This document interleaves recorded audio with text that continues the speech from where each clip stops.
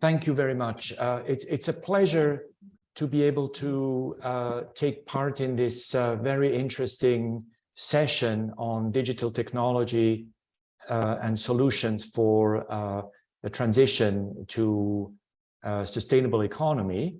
And I have to say, it's also been a great honor for me to be able to participate in the report that I will talk briefly about, the Luohan Academy report, with the title Digital Circular Economy for Net Zero.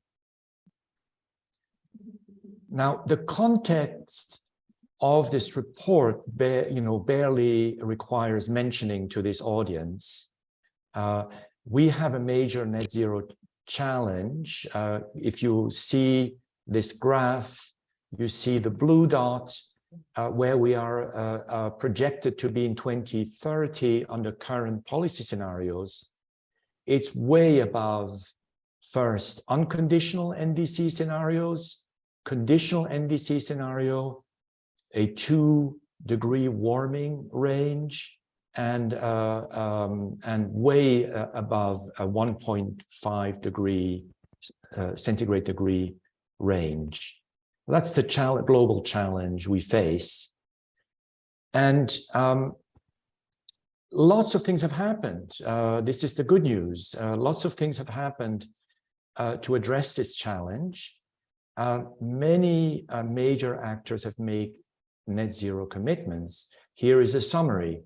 83% of emissions are now covered by some form of commitment to decarbonize.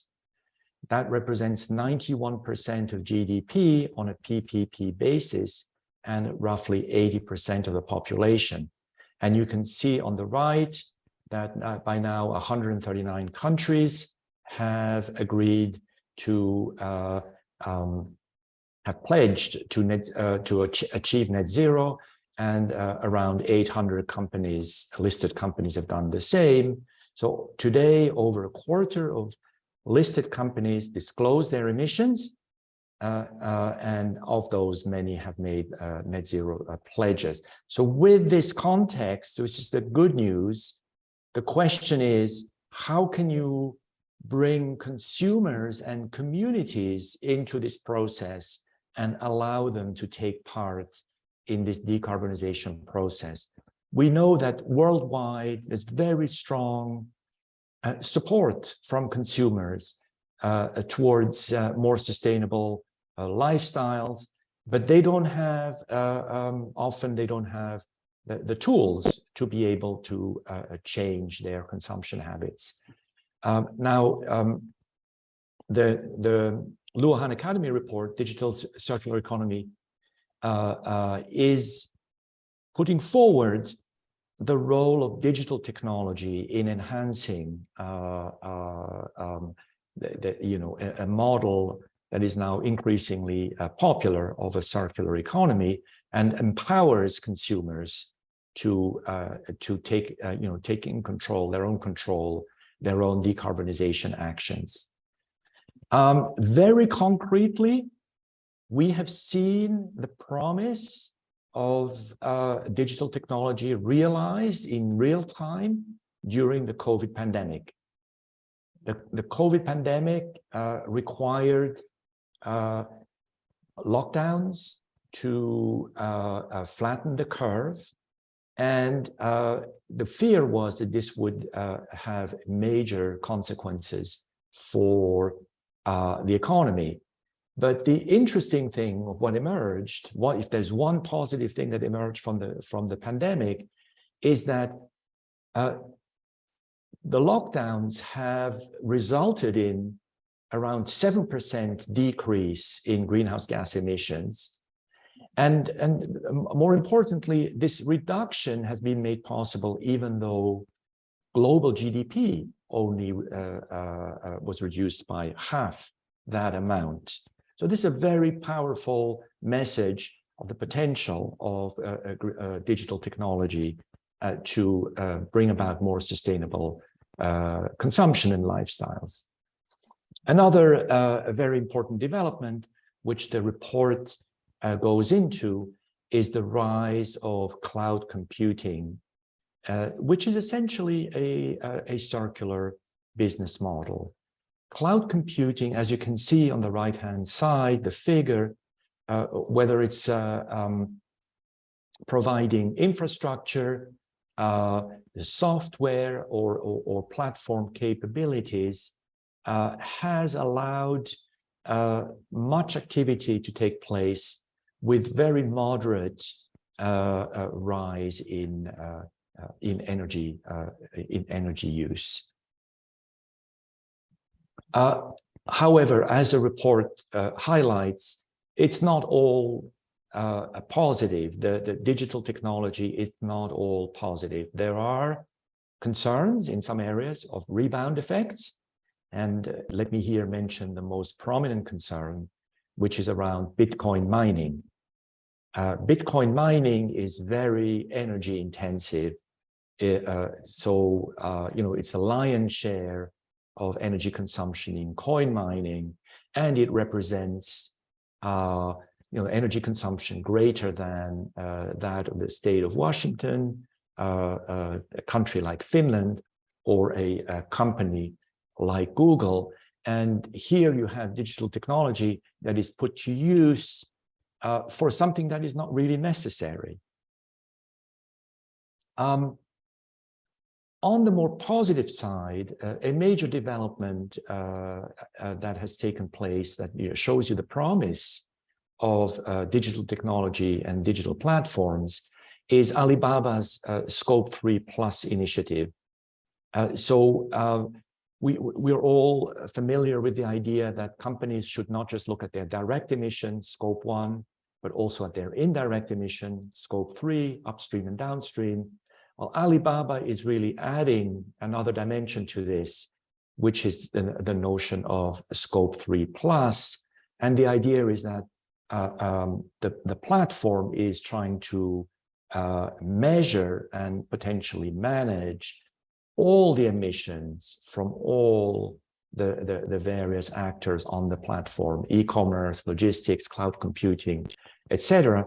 And Alibaba has made a pledge to reduce these Scope 3+ emissions by 2035 by enlisting and connecting businesses and consumers using the platform.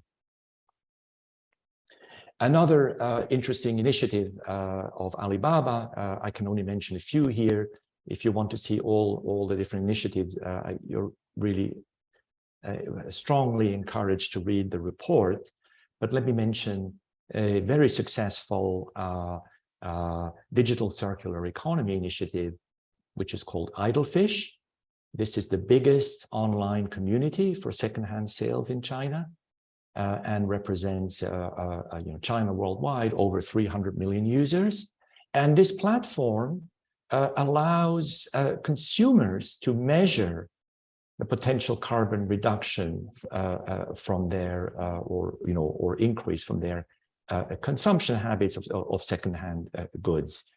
And the broader idea here is that the full promise of digital technology is that potentially you could have a digital product passport. This is a proposal that's been made under the European Green Deal for every single input and product, and then you can trace that product through the life cycle and facilitate recycling and thereby enhance the digital circular economy. Now, the technologies here, the technological promise is there. It has already been implemented in some sectors.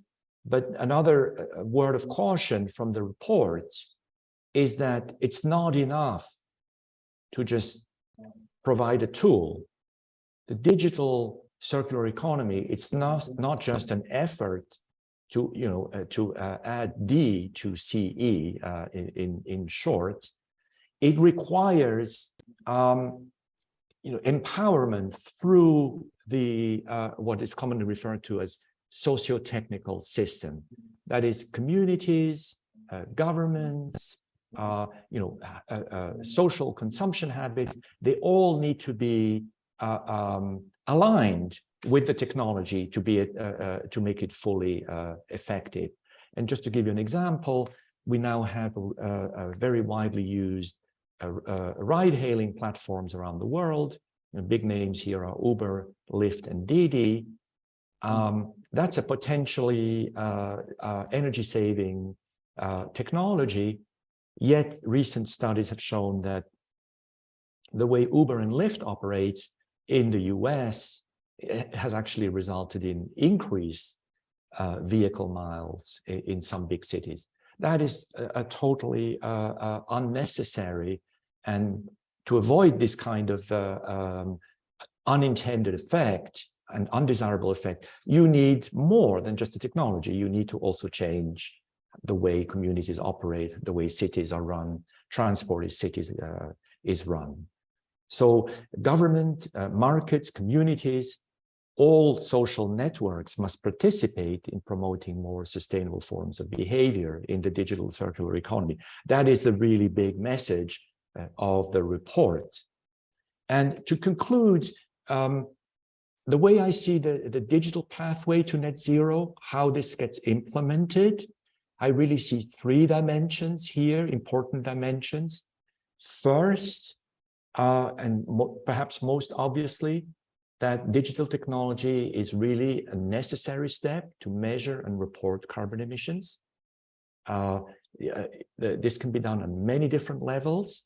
And here, just to borrow a term from former Vice President Al Gore, what digital technology allows you to do is to enter a new age of radical transparency, meaning that you can look at the environmental and carbon impacts of transactions in real time, monitor them, and leverage big data and AI to better control and align the economic activity towards net zero.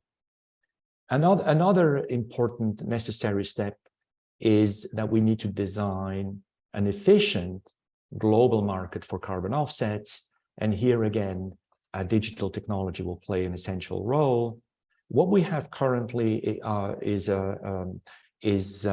emissions trading systems that are limited in scope and reach, and next to that, a very unstructured world of voluntary offset markets. This all needs to be streamlined, integrated, scaled, and aggregated. And obviously, digital technology has a very major role to play here. And finally, as the report highlights, digital technology is the technology that will allow us to enhance and scale the circular economy, which I believe is a major promise for the future. With that, I will end my comments, stop sharing my presentation, and let me thank you all for your attention.